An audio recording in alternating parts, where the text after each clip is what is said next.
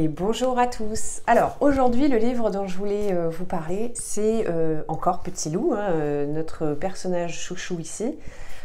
Pour les adeptes de pédagogies alternatives qui suivent ma page et ils vont tout de suite faire des bons parce que c'est pas forcément Montessori d'utiliser un loup comme personnage de livre qui parle, etc. Donc déjà, je voulais expliquer un petit peu cette distinction-là. Je ne fais pas du Montessori de façon puriste. Comme je le dis toujours, je le revendique, je m'inspire de différentes pédagogies alternatives pour proposer quelque chose, que ce soit à mes enfants ou à l'ensemble des enfants que j'ai pu accueillir à l'époque où je faisais des ateliers, des choses comme ça. Et aujourd'hui, c'est ce que dans mes formations, j'essaye de transmettre, c'est de multiplier les sources en fait de savoir par différentes pédagogies alternatives pour pouvoir avoir quelque chose au plus juste et qui réponde au plus de profils possibles d'enfants. Parce que pour moi, il n'y a pas une méthode universelle, mais plutôt plein de méthodes qui, voilà, quand on pioche des idées à droite à gauche, on arrive à faire un combo assez intéressant et qui va être adaptable à un maximum d'enfants. Donc voilà, donc du coup, dans la pédagogie Montessori puriste, vous ne verrez jamais un loup en tenue de bain prêt à aller à la piscine, un loup qui parle, un loup qui s'habille, un loup qui prend le rôle d'un enfant, puisque là en l'occurrence c'est le cas. On est dans le réalisme absolu. Pourquoi ? Parce que dans la pédagogie Montessori c'est comme ça, on ne veut pas se disperser. Avant l'âge de 6 ans, on ne parle pas du tout de virtualité et d'inspiration comme ça de ce genre. Ça arrive beaucoup plus tard et plus naturellement. Moi, je ne suis pas de cet avis. Il y a de très beaux livres qui ne sont pas forcément montessoriens, qui me plaisent énormément. J'aime les jeux d'imitation, j'en avais déjà parlé à plusieurs reprises dans mes formations, dans l'initiation sur le live, enfin bref, j'en parle très souvent. Le jeu d'imitation, c'est pas du tout montessorien, c'est pareil, c'est-à-dire que jouer avec la dinette, jouer avec les poupons, etc., c'est pas du tout Montessori. Pour autant, moi je trouve ça très intéressant. Et du coup, c'est plutôt pédagogie Steiner-Waldorf. J'essaye de me rapprocher au plus du vrai, avec des poupons très réalistes, avec de la dinette en porcelaine, etc., etc. Mais je reste dans le jeu d'imitation que j'aime beaucoup. Donc voilà, petite réponse pour les éventuels puristes qui passeraient par là à la question pourquoi proposer des livres qui ne sont pas Montessori, estampillés Montessori. Vous avez désormais la réponse. Maintenant, c'est à vous les enfants que je m'adresse. Installez-vous confortablement parce qu'on va commencer la lecture de Petit Loup qui va à la piscine. Vous allez voir, moi j'aime beaucoup ce livre parce que cette année, ma fille en dernière année de maternelle, grande section, elle a attaqué son premier cycle de piscine. Nous dans la région, en tout cas sur notre ville, mais plus largement dans la région, comme on est sur la Côte d'Azur, comme il y a la mer, comme beaucoup de gens ont une piscine, ils ont fait en sorte que les enfants sachent nager le plus tôt possible. Donc on attaque la piscine dès la grande section de maternelle, puis tout au long de sa scolarité, il y a toujours une période dans l'année où le sport est réservé donc à la piscine et ensuite à la mer, puisque à partir du CM1, c'est kayak, voile, etc. Donc c'est à la mer. Donc, comme elle débutait son apprentissage de la piscine, puisqu'elle avait été un peu avec nous, mais bon, ça lui faisait un petit peu peur. Elle a franchi plein de paliers grâce à sa classe, grâce au collectif, grâce aussi à l'encadrement sur place. Et j'ai trouvé amusant qu'on ait ce livre-là parce qu'il va raconter justement l'histoire de Petit Loup qui va à la piscine. Et vous allez le voir, il est confronté exactement aux mêmes craintes que vous quand vous allez à la piscine. Donc on va démarrer l'histoire. Je vais vous montrer les images au fur et à mesure. Donc c'est ce livre-là, Petit Loup qui va à la piscine. Aujourd'hui, Petit Loup va à la piscine avec papa. Regarde papa, j'ai tout préparé.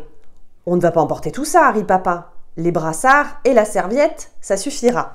Donc voilà, il avait vu un peu gros, il avait un petit peu prévu même le bateau qui est plutôt prévu pour la mer, la bouée, etc. Ça fait beaucoup.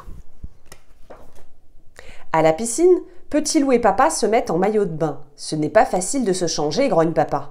On est bien trop serrés. Moi, je suis prêt, crie Petit Loup. Ça, c'est dans la cabine. Je ne sais pas si vous y allez à la piscine, mais à la piscine, c'est vrai que les cabines, elles sont toutes petites. Pour 2 personnes, c'est très compliqué. Il faut être bien organisé.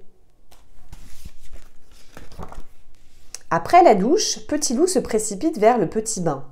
« Tu ne veux pas plutôt aller dans le grand bassin ?» propose Papa. « Non merci » répond Petit Loup. « Je préfère m'amuser ici. » Et il se glisse dans l'eau tiède.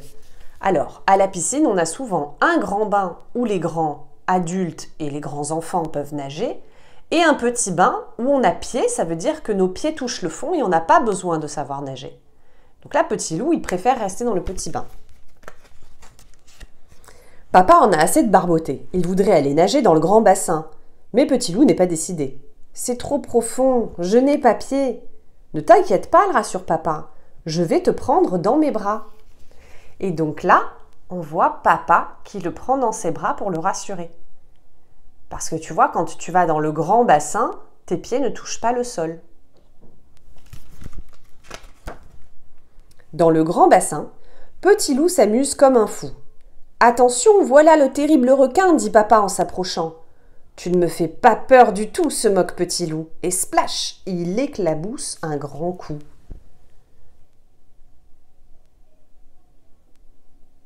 Il s'amuse bien dans l'eau, hein. Moi aussi, je fais des fois le requin, le dauphin, la sirène. Ça dépend si je joue avec mon fils ou ma fille. On fait plein de choses, hein. Un peu plus tard, Papa saute du grand plongeoir. Petit Loup est épaté. « Il faut commencer par des mini-plongeons » explique Papa. « Tu veux essayer, petit poisson ?» Mais Petit Loup a bien trop peur. Il ne veut pas sauter.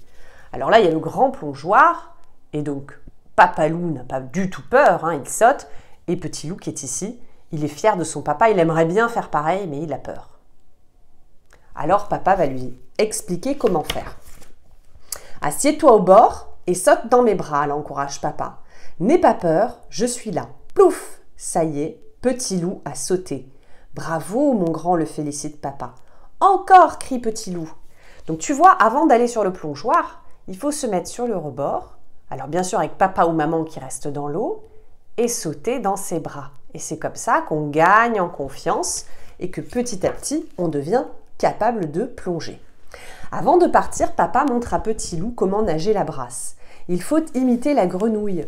Tu mets les bras devant et tu pousses sur tes jambes. Comme ça. C'est fatigant, dit Petit Loup. Moi, je préfère faire le dauphin.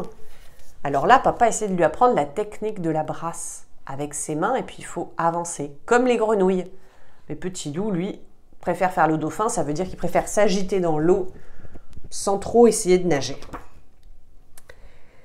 Et hop, Petit Loup plonge sous l'eau. Mettre sa tête sous l'eau aussi, c'est pas toujours facile. Moi, ma fille, elle avait du mal, hein. Mais avec la classe, elle a réussi à le faire et maintenant, elle le fait volontiers. Cette fois, c'est Papa qui est épaté. « Bravo, moi qui croyais que tu avais peur de mettre la tête sous l'eau. »« C'était avant, » répond Petit Loup. « Maintenant, je suis grand. » Et oui, tu vois, il n'a plus peur. Il met la tête sous l'eau. Et si tu as peur de mettre la tête sous l'eau, ce qui est bien, c'est de mettre un masque ou des lunettes. Comme ça, tu peux continuer à garder les yeux ouverts et voir ce qu'il y a au fond. Et tu peux même aller chercher des trésors au fond de l'eau. Et ça, c'est super. Donc, on a fini cette lecture de Petit Loup va à la piscine. Il y en a plein d'autres, des petits loups, sur plein de thématiques différentes. Je ne sais même pas s'il les présente. À la fin, oui, on a Petit Loup va sur le pot, rentre à l'école, a peur du noir, aime son doudou. Donc voilà, il y a plein de numéros. Je ne sais pas si on les voit bien là, voilà. Il y a plein de numéros. En tout cas, sachez que Petit Loup va à la piscine est disponible dans la boutique de l'Alternative. Donc, vous aurez le lien sous la vidéo et il vous suffit de cliquer dessus pour accéder à la boutique. C'est des livres que je trouve très bien faits parce qu'ils sont simples, ils sont courts, les images sont très sympas et en prime, ils sont pas chers. Donc, c'est plutôt pas mal. Donc, ma fille en a une petite collection parce qu'elle est donc fan de Petit Loup, comme je l'ai déjà expliqué. Voilà, et puis je vous présenterai d'autres livres, soit de Petit Loup, soit autre chose, dans les jours à venir. Je vous dis à très bientôt. N'oubliez pas de me suivre sur la chaîne YouTube. Donc pour le coup, vous pouvez vous abonner et être informé de la mise en ligne des vidéos. C'est gratuit. Sur la page Facebook, donc pour me suivre aussi, sur la page Instagram. Et en ce moment, on offre l'initiation aux pédagogies alternatives. Donc n'hésitez pas, toutes les infos sont sur la page Facebook, à faire cette initiation si ce n'est pas déjà fait. Et ne manquez pas de nous faire un petit retour pour nous dire comment ça s'est passé. À très bientôt!